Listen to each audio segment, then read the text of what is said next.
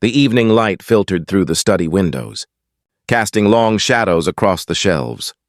Thomas Garrett stood alone in his late wife's library, surrounded by thousands of books she'd collected over their 12 years of marriage.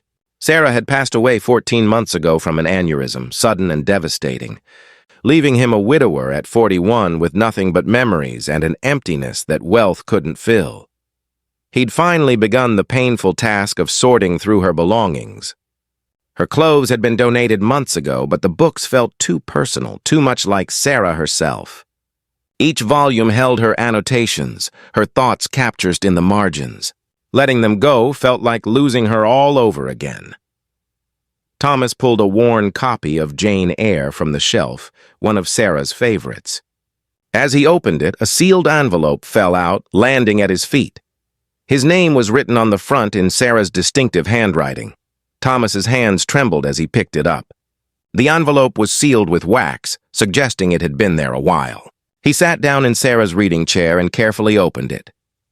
"My dearest Thomas," the letter began, "if you're reading this, then I'm gone, and you're finally going through my books. I've thought about what to say to you, knowing you'll be reading this in grief. First, know that loving you was the greatest joy of my life. You gave me 12 years of happiness I never thought possible.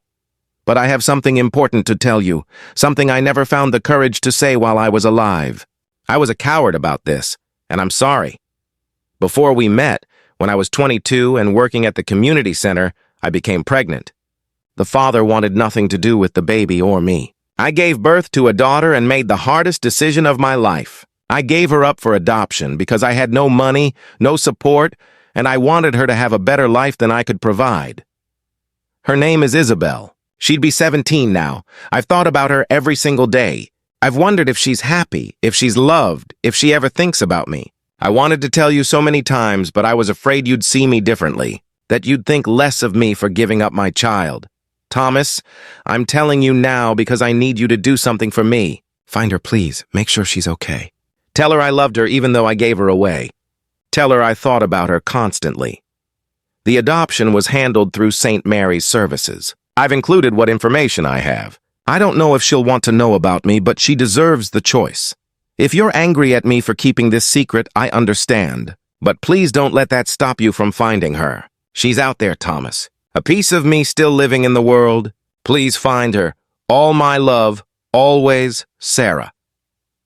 Thomas read the letter 3 times, tears streaming down his face. Shock, grief, love, and a strange sense of purpose all crashed together.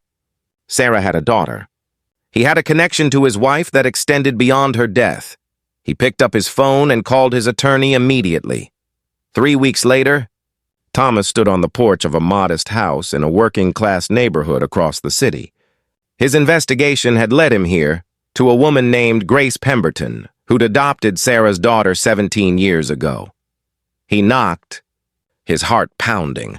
The woman who answered was probably in her early 30s, with blonde hair pulled back and kind but tired eyes. She held a toddler on her hip, a little girl maybe 3 years old with curly hair and curious eyes.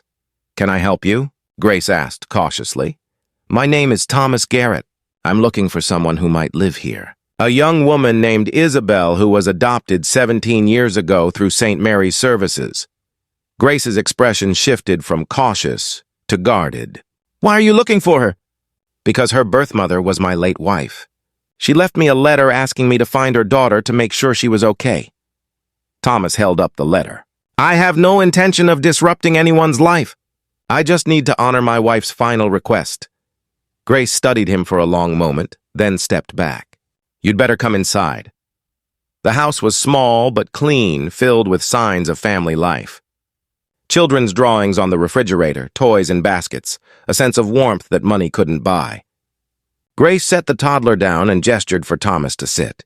"Isabel isn't here right now. She's at her after-school job." Grace took a breath. "I need to explain something before you meet her. I adopted Isabel when she was 3 days old. She was the light of my life. My husband and I planned to give her everything." "Planned to?" Thomas asked gently. "My husband died in a car accident when Isabel was 5. Drunk driver. I've raised her alone since then, working 2 jobs to keep us afloat." Grace's voice was steady but pained. We've struggled financially. I couldn't give her the opportunities I wanted to, but I've loved her with everything I have. She looked at the toddler playing nearby. This is Maya, my second daughter. I adopted her 2 years ago from foster care. We're making it work, but barely. I tell you this because Isabel is smart, talented, and should be preparing for college. Instead, she works after school to help with bills. She's sacrificed her own future to help support us. Thomas felt his throat tighten. Tell me about her. Grace's face softened. She's extraordinary. 17, top of her class, wants to study medicine. She volunteers at the free clinic, tutors younger kids, and somehow maintains straight A's while working 20 hours a week. She's everything I hoped she'd be and more. Would she want to know about her birth mother? She's always known she was adopted. I've always been honest with her about that. Grace paused. She's never expressed anger about it, but sometimes I see her looking wistful, like she's wondering about the life she might have had. They talked for another hour. Grace shared stories about Isabel's childhood, her personality, her dreams. Thomas found himself both heartbroken that Sarah had missed all of this and grateful that her daughter had been so loved. I'd like to meet her, Thomas said finally, when she's ready. And Grace, I want you to know something.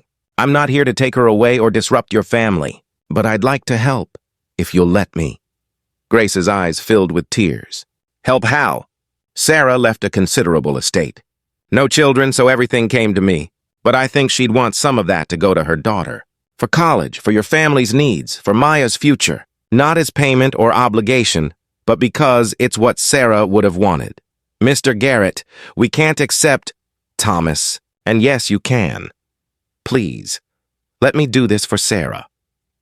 She spent 17 years wondering if her daughter was okay, if she'd made the right choice. Let me make sure that choice led somewhere good.